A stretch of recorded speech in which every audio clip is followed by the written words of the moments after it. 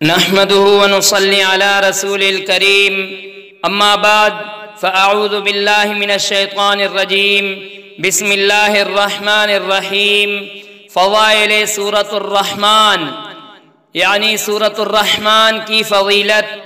سورة الرحمن حسن عبارت اور حسن طرز کے لحاظ سے قرآن پاک کی زینت ہے۔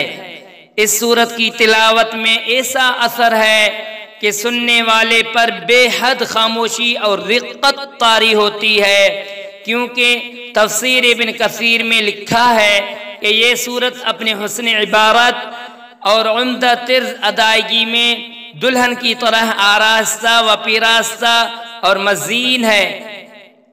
نمبر 1، جب حضور صلی اللہ علیہ وسلم نے صحابہ کرام کے سامنے اس سورت کی تلاوت کی تو صحابہ رضی اللہ تعالیٰ عنہ خاموش رہے۔ اس پر رسول اللہ صلی اللہ علیہ وسلم نے فرمایا، تم میں سے اچھے تو جن تھے۔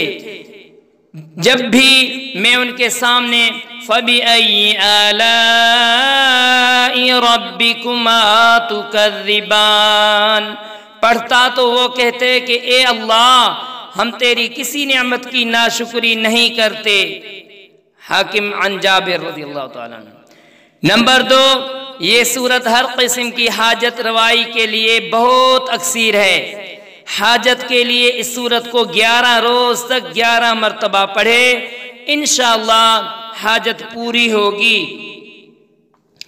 نمبر 3، اگر کسی کے گھر میں موذی جانور رہتے ہوں یعنی سانپ، کنکھ جورے، بچھو وغیرہ، تو اس سورت کو 7 روز تک روزانہ 7 مرتبہ پڑھ کے پانی پر دم کر کے مکان کی دیواروں پر چھڑکے انشاءاللہ تعالی موذی جانور وہاں سے ختم ہو جائیں گے۔ جو پڑھا اللہ تعالیٰ ان پر عمل کرنے کی توفیق عطا فرمائے۔ وآخر دعوانا ان الحمدللہ رب العالمین۔ آمین آمین آمین یا رب العالمین۔